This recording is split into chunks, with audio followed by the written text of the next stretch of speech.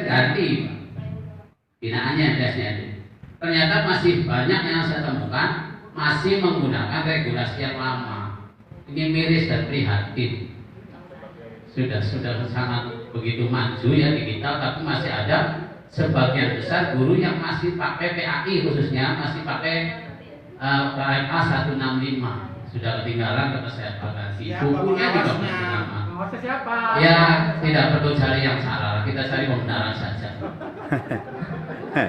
Terus itu untuk yang baru semua. Jadi saya ingin menyampaikan RPA seperti ini. Saya sudah menduga, makanya sebelum PKG itu sudah muncul RPA seperti ini.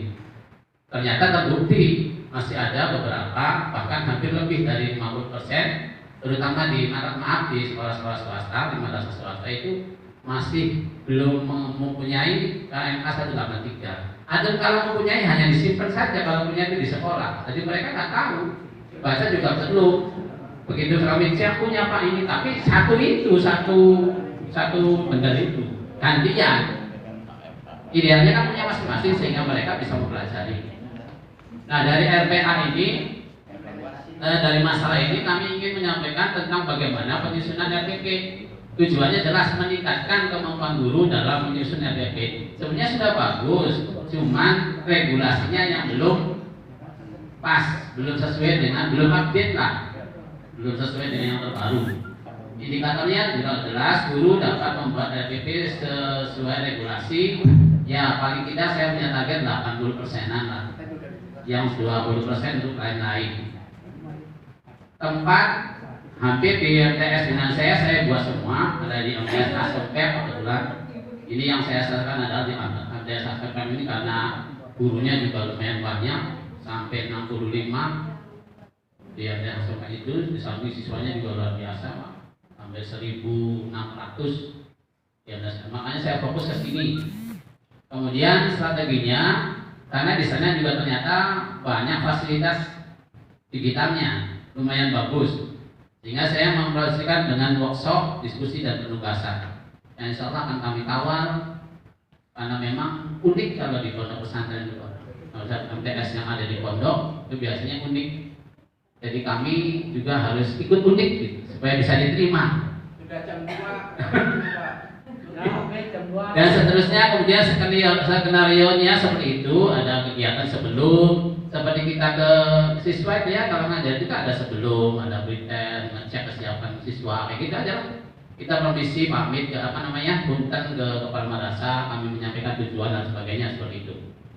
Dan kemudian menyampaikan asal intinya, kami mau menyampaikan tentang perbaikan atau tentang RPP, karena sebagian besar dari guru-guru ini masih belum ngeling atau belum sesuai dengan regulasi yang ada.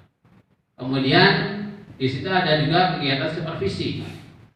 Supervisi ini tentu yang meminta dari guru-guru ini RPP yang sudah dibikin dan sebagainya seperti apa, dan nanti kita sharing bareng-bareng untuk bicarakan bersama-sama, mendiskusikan RPP yang baik itu seperti apa.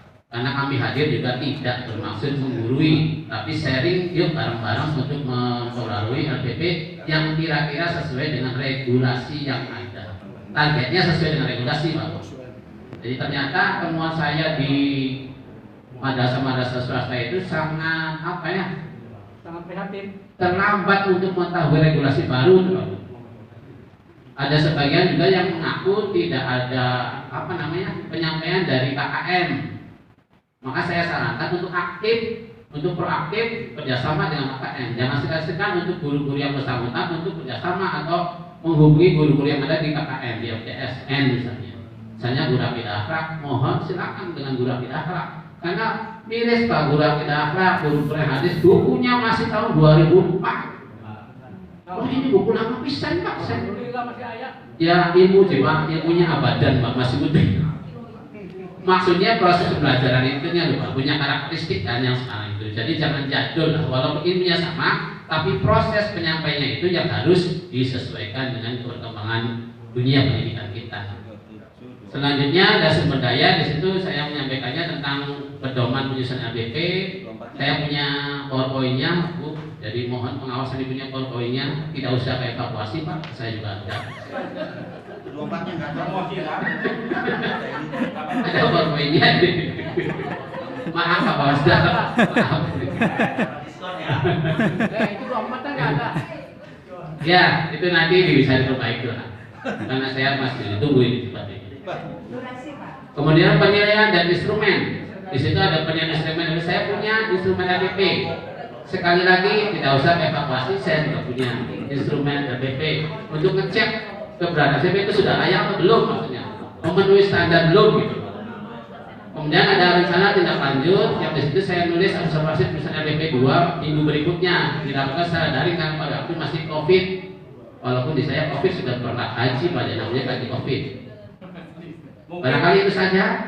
Dan seperti saya kebiasaan membuat RPP selalu ada refleksi. Kalau dulu saya jadi guru selalu di bawah saya tulis refleksi catatan-catatan kecil.